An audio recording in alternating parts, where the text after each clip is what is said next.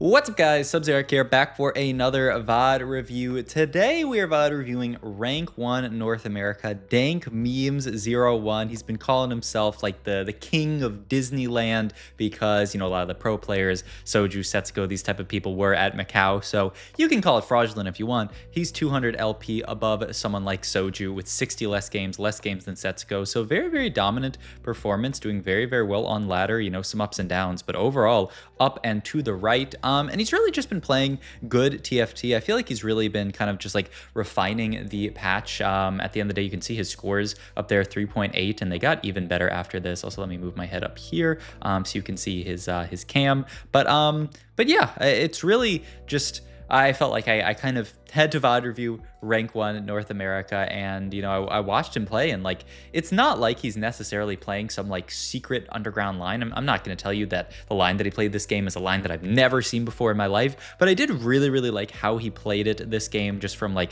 jumping through it really quick. I think he made some decisions that I want to yap about a little bit, and then some other stuff that I probably, you know, haven't seen, because like I said, usually with a VOD like this, I'll seek through it real quick, see, oh, like what are the big decisions he made, and then hop to the end. All right, first big decision at the start of the game is, what do you actually want to hold on to here? He's holding on to the Tristana, and he did do the double farm tech. I've talked about this before, but if you place Trist here and some kind of melee unit right here, what's going to happen is Trist is going to cast here, this ult's going to bounce, it's going to bounce to this one, and she will get 2 stacks of her ult. It can farm on minions, which is really helpful. Now, after that, it's certainly necessary to hold Darius pair here.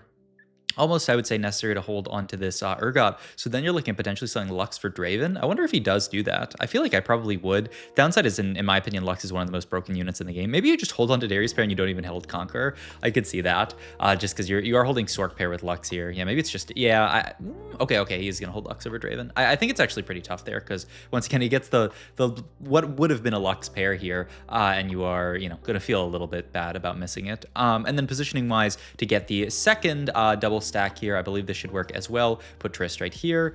Yeah, I think she gets the kill there, but then it goes boom, boom. Yeah, like that. And then you get a double stack there. So he's already 4 stacks on Tristana. Beautiful here. We pick up the Rod here, the Chain Vest here. And once we've looked at these items, we have to decide what else we want to hold on into this spot. Because so far, we don't have that much of an opener. We obviously have like Trist Urgot if we want to play towards it. And this kind of like Warden setup. We could also just do Wardens plus the Draven here.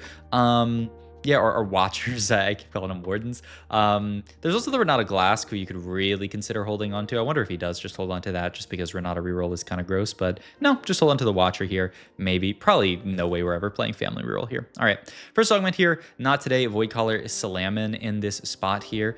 We don't have any Visionaries, right? So I don't think you can really take this. Not today. I mean, you essentially have to like force a line when you take this. You have to force some kind of like AD, Bruiser, Brawler type line. And I don't know. I don't feel like we really have an amazing spot to do that here, so I'm pretty against it. I guess you could, I mean, I guess we do have Not Today with double Edge of Night Slam, and if you were to play that line, you could yeah, what I would imagine you would play that into is like Emissary, right? You could put the Edge of Night on Bessa, put an Edge of Night onto even Corki, but like Vi is the other big potential user of it. I don't actually hate the idea, but certainly not Voidcaller. And then I hate Category 5. So it's between Not Today and Slammin. I mean, Slammin's also another fantastic augment. I could see either of these being the pickup here, since we do have the full Edge of Night here. And yeah, he's just going to say, I don't care to play towards Edge of Nights that much, so I'm just going to take the Slammin here. His other option, yeah, I doubt we're going to play. I mean, I guess you could have like hard force Violet reroll from this spot, but then you'd have to hard force this comp from not an amazing spot here. The level here just to get a lot stronger here. And okay, so we picked up Bow here. He is going to opt to make Gwynsu Slam here, which is the first thing that I think a lot of people would slam Gwynsu in this spot. I think, you know, it makes perfect sense to make a Gwynsu's Rageblade in this spot. It's the best early slam that you can have here.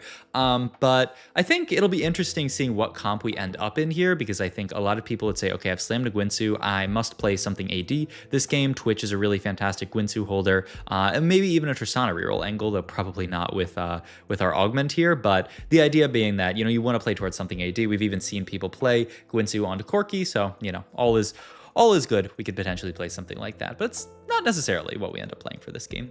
He's also holding onto the Draven here for just the possibility of getting that in on level up. Actually fills out the traits really, really nicely. Pit Fighter and Conqueror here. Conqueror not going to be the biggest of deals because our carry won't be a Conqueror. But hey, I mean, maybe if we hit a Draven too. Also, I'm getting my, I don't know why, when I start recording a VOD, my nose gets itchy. It's some kind of, must be psychosomatic. I don't know. What does somatic mean, by the way? In any case, our Trist is popping off here, doing a lot of work. Farming up some stuff, and ooh, that's an interesting call from Dank Memes here to actually go for the full pre-level in this spot. He had to actually sell the Draven for it, so now he just gets to keep the Rel onto this board as his Conqueror. So yeah, I mean, good enough. I think this board is certainly solid, but yeah, I mean, the idea being that why not just go for the pre-level?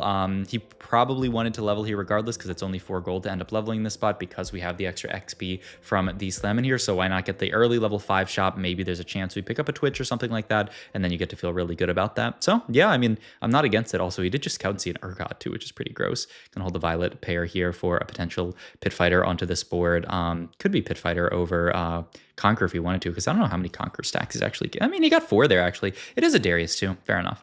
All right, Sword open and Chain open here. So there's a few slams you can make here. You could certainly make a Sunfire Slam to guarantee that you have heal cut this game. That's kind of what I'm looking at in this position here. It's a 3-cost Sunfire as well, so that feels really, really good. Just we talked last VOD about the power of just slamming Sunfire and playing strongest board early. How Setsuko really loves to do that, and I mean, I think Setsuko loves to do it because it's good to do. I mean, you get to just make this. You feel really good about this. And okay, so here right now, I think we're going to start to see potential of what Dank Memes wants to play for this game, which is quite interesting. He's going to hold on to Set and Vex here in his shop. And yeah, he's actually going to team planner out Rebels right now, which is, I think to a lot of people, they'd be like, what? You're team planning out Rebels here? Why? All you have slammed is a Gwynsu. That's more of like an AD item. Like, who are you even going to put Gwynsu on? It's going to go into Jinx later? Well, no, actually, there is an idea that Gwynsu is actually fantastic onto Zoe. I've pre-pulled up the planner here because check this out. Zoe with a 7 Rebel in here. Look at items. Gwynsu actually has a fantastic delta, about the same as something like a Rabadon's Death Cap or a Guard Breaker. You know, a fantastic mana item. And you compare it to something like a Spear of Shojin, like a Nashor's, and I mean, statistically, it's her best item that, you know, makes her cast more. You know, blue buff is also worse. So it's her, in many, you know, if you look at the stats, it is potentially Zoe's best mana item. And then the question then would become, okay, then like why would this be such a good mana item onto Zoe? The idea is, at least as I've heard it from other people, and you know, it makes sense, it passes the smell test, is the idea that if you're playing around 7 Rebel, you're gonna get a big burst of stats when 7 Rebel procs, but you don't want Zoe to cast before that. You want to cast after she gets that extra AP and I guess AD from Rebel. The other thing is that when Rebel procs, it gives your team a burst of attack speed, which will also help you get through those first few Gwynsu stacks. So, you know, say you auto attack a few times, Rebel procs, you cast, then auto attack a few more times with the extra attack speed from Rebel. At that point, then your Gwynsu is all stacked up. So it makes sense from just a fundamental, like, thinking about what makes sense standpoint. And yeah, I mean, Dank Memes in this spot here, he's just actually in his mind really, really angling towards this comp. Now, I don't know how he's going to play Rebel from this spot. I will say Sword, Belt, and Cloak open here. He's got to slam something. In my opinion, the Even Shroud is the most reasonable one. Even just Even Shroud DB, and then just play towards Twitch and just say that's my life. But I don't know that that's what he wants to do here. So we'll see here. Going to hold on to the Belt here. Yeah, just going to hold on to every single component. That is crazy. He is so not willing to actually play towards this AD line. He would just much rather play Rebels from the Gwynsu slam, which is wild to me. But it just shows like how much he trusts in the strength of that line. There is also, I guess I should note, there's a B patch coming out. It's probably out as this video is coming out. And this B patch line is not nerfing Rebels whatsoever. It's nerfing a lot of the other lines though. So interesting to say the least. All right, the Maddie Ambessa augment is pretty fun, but I don't know if you really want to hard commit to that here. I guess you could theoretically like make like a BT on Maddie or something like that, but I don't know about that. Shield Bash, yeah, I don't know, not the biggest fan of it. And Heroic Grab Bag, yeah, I don't really like either of those augments that much. All right, so let's see here.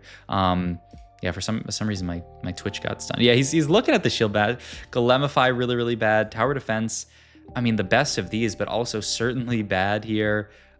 He's really, for whatever reason, looking at shield bash here, but I can't imagine that. I mean, overheal could be fine in kind of an AD option, but not solid if you're playing Rebels here.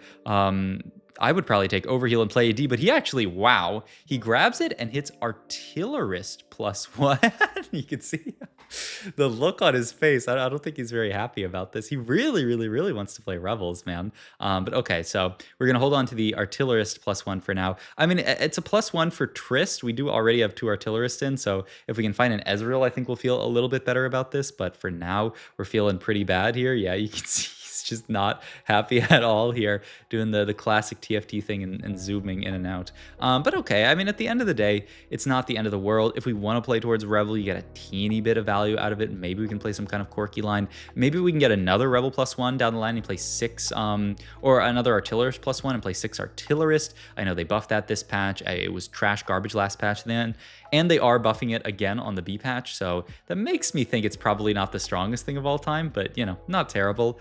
Upside is, at least, you know, we have our Econ Augment. We're 50 gold here. We're on our way to level 8, so we got that going for us. But yeah, I mean, I really would look at something like, you know, I mean, we can't get the glow on Twitch now, but like I would really think about playing AD from this spot. And that's one of the things that blew me away about this line from Dank Memes is, look at this. He just takes tier here, and his idea is, I'm going to make a Shojin here, and I'm going to play towards AP.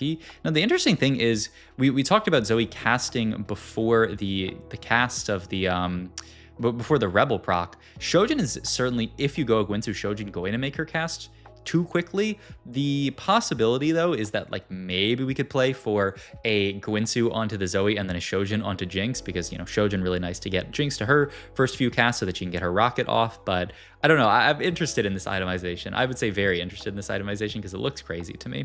But all right, we're going to take our 4th loss here down to 65 HP. The board is, I mean, not terrible. Okay, 4 Artillerist is a big upgrade here. This is going to help us out a ton. But yeah, the board's not terrible. We have a lot of upgrades. I'm a bit surprised that we're this low. Obviously, we're kind of, in many ways, down 2 combat augments. Obviously, our first augment is not combat, and then this tower defense. I mean, now it's a combat augment, but every round prior to this was essentially nothing. Also, look at these boards that we're fighting. This guy's a Swain 2 with double Ionic Spark on it, and a Ziggs 2. Everybody we're fighting is everything 2-star. The tempo of this lobby is pretty high, but all right. 5 loss here, 56 HP. Also, you know, a lot of people at Macau at this point, but I mean, still a stacked lobby. Ramkev, Me First or Eighth, Cottontail.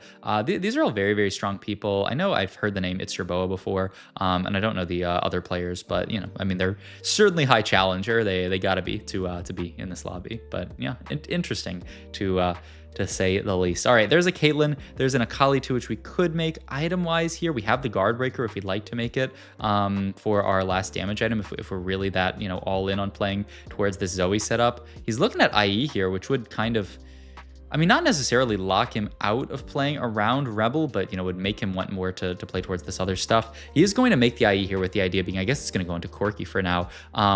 But yeah, look at this line. He's making the IE still with the idea of actually playing towards Rebel here. He's not removing these units from Planner. He's adding more units to Planner. So let's see last augment here.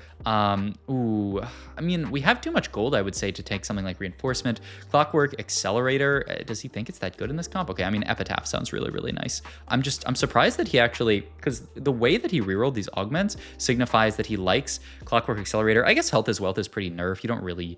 Yeah, I mean, it's a bit nerfed. It's not that much nerfed, but okay. Maybe his idea is that, yeah, we just don't need that Clockwork Accelerator. But yeah, even gonna skip Corki here. What's blown me away, I'm sure you guys, I know the YouTube viewers always love this. He's skipping so many units on these rolldowns and just playing a hard force for a Rebel in this spot, which means that he thinks this line is so solid that he can essentially just angle for this line. This is what he's done here. So roll down here, picks up the Ezreal, and the idea is, yeah, just a 4 Artillerist and 5 Rebel Ezreal too is going to be enough to carry him this stage. So I mean, let's see.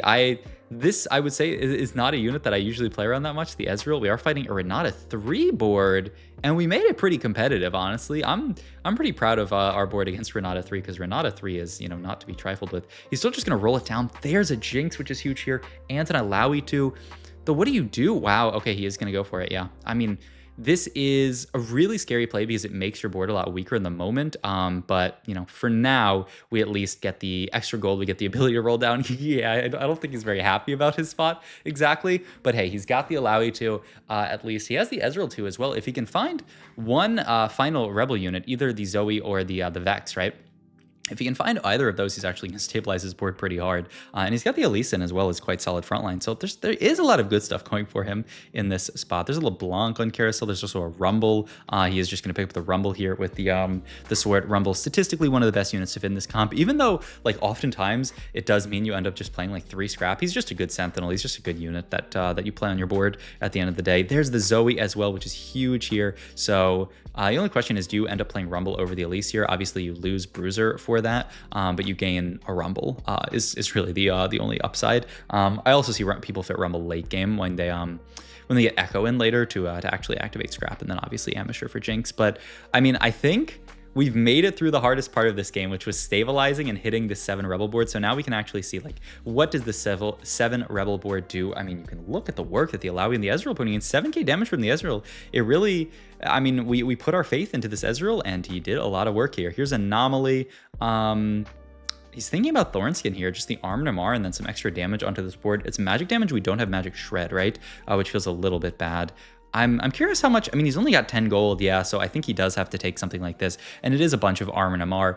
So yeah, okay, we'll take it, and hopefully at some point we can get some shred in here. Also, ooh, at this point, now that he has the Thornskin, just gonna say, you know what, I would rather play Sorks and Emissary, the Nami Emissary bonus on this board, rather than Bruiser, just because of the fact that this Alawi is so much of our tankiness at this point. The extra Bruiser really doesn't matter that much because we have the frontline trait. We kind of actually need the extra casting and extra damage here. So actually really, really good understanding of just, you know, how his board makes sense in context. And look at this, he barely wins this fight. This could have easily been a Bruiser diff if he had the Elise instead of that Emissary here. So I actually really, really like that play. Just understanding like how the conditions of your board are changing throughout the game. Understanding that, you know, now that we have all of this tankiness concentrated in Alawi, she's not really benefiting from Bruiser at all. So why not just do what we did here? So that's really, really smart, actually. All right, gonna make some gold here. He's got Belt open for, I mean, we also have potential Jinx item open if we want to go for something like double IE. What else do we have here? Not much, right? He's thinking about removing this so that he can, oh, Guard Breaker Jinx. Oh, wow. I would not think that this is the itemization, but okay, let's see it. His thought process is that Jinx is actually going to be a more solid item carry than the Ezreal here with this many units in. Her ult does obviously scale with the number of units on the board. 6,000 damage, a little bit less than we were seeing from Ezreal in some of those fights. She obviously doesn't have the in that we have with the Artillerist for Ezreal, but okay, interesting. Echo here, I imagine has to be the, yeah, I mean, you can just play this here. Echo plus Elise onto this board, going to spike us a lot here and going to save us a ton of HP. Leveling Xaxes at 5-2 is really, really nice. Also, just spreading these units in an interesting way where Alawi's going to take aggro here, but he has these units second row so that she'll take aggro, but then these units will start wrapping and then they'll die to proc Epitaph. I mean, really, really nice positioning. Actually, look, all these units have died, procced Epitaph, made this Alawi tank for so long, getting a lot of Thornskin value. And yeah, okay, all right, maybe I should be a Jinx believer. 13,000 damage from a Jinx one, and I really do think this is why Dank Memes was so invested in playing this comp. Wanted to essentially hard force this, is that he knew this was the cap of the comp. He knows that, you know, if he can just get to late game 7 Rebel with this Guinsoo made, it'll go fantastic on one of these secondary carries like the Ezreal. He can make the Shojin, it'll go fantastic onto Jinx. And yeah, I mean, IE Guardbreaker and the Shojin looks really, really, really nice here. Now, this is one of the fights that I think should be quite scary because we don't really have any MR onto this Alawi. I guess we have the extra stuff from the Thornskin, though. I mean, it's not looking bad, honestly. This guy's carrying Rel as their main tank, which, I mean, she's tanking for a long time, but that is enough time for the Jinx to end up getting multiple ults off and yeah, popping off there. All right. What else do we have here? I mean, I guess we're looking for Ezreal item, I would think here. You do have Warmogs that you can move to Alawi. The problem is you'd have to move something else in this spot, though. Okay, you also have just Redemption. You could secondary backline, just throw that onto something like a Set or an Irelia and just try to get that Redemption procced onto your front line. Makes sense. LeBlanc here tends to be a fantastic in on this board. I love the effect that she has on this comp. Yeah, I think you just have to pick this up, and this allows us to hold on to a bunch of pairs here. Yeah, Set there. Yep, just like I was talking about, move the Irelia over. He's going to be the tankiest unit. yeah, the nice thing about LeBlanc is, imagine a LeBlanc cast, shares damage, and then Jinx Rocket happens. It's just so much extra damage. This position actually was really, really nice from Dank Memes. Ensure that he didn't get wrapped on. You would easily lose this fight if he got wrapped, but let's go back and, we can just pause when the round starts again, but let's look at this positioning again just to see how he ensured that he didn't get wrapped. He had Alawi slightly to the right side, and then another frontline blocker unit, because if you don't have this frontline blocker unit, then there's a chance that that Nocturne just wraps straight to the backline if they block him in this way. So what the Akali does is she walks up and grabs aggro here. The Nocturne is stuck here, and then he essentially has to walk up into the Akali. Really, really nice stuff, actually. Really clean stuff. I mean, that especially, I feel like this set, positioning matters so much. I feel like I've seen so many people lose fights to just getting completely wrapped on by a Nocturne, by a Violet, and he beautifully avoids it there. So nice stuff from Dank Memes. He also decides to frontline the dummy at this point. It is going to proc Epitaph, so that seems like something that we should probably be doing. We are fighting a 4-star, a Violet here, and a Victor. Yeah, if we win this fight, this board is just broken. And yeah, we do not win this fight. This guy is a high roller. Found a Victor on level 8 here, but that's okay. We can just blame the fact that he has a Victor there. If we ever find the 2-star of our Zoe, I imagine that's going to come in here. I also wonder if he finds a Rumble on his roll down, because he is level 9. If he's interested in playing it over something like the LeBlanc, I would imagine you do, just because we're putting so much stock into this Jinx, though. We'll see, I guess. Also, LeBlanc 2 could be something. All right, there's Zoe 2, Echo 2, and Jinx 2. Fantastic shops here. Actually going to continue rolling, but not much left to roll down here for, gonna move the Gwinsus over there like we were talking about.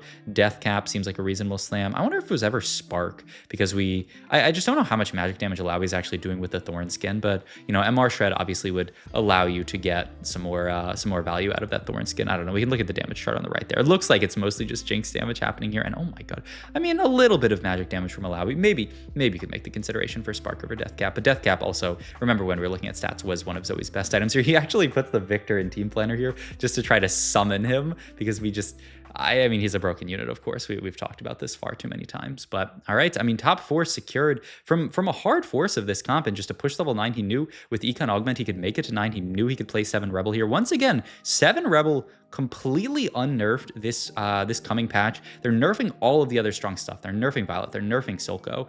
They're nerfing Chem Baron. So I do really wonder if this comp might be like top of S tier now. If this is what this comp can do when, in a lobby with all of these other comps that are receiving nerfs, then what happens when all those comps receive nerfs? Usually that means a comp like this does very, very well. But okay, we put the Alawi right in front of the Corki, which is pretty solid. We have this Heimerdinger who's really, just laying support down on this board. Big Jinx Rocket, but is that enough?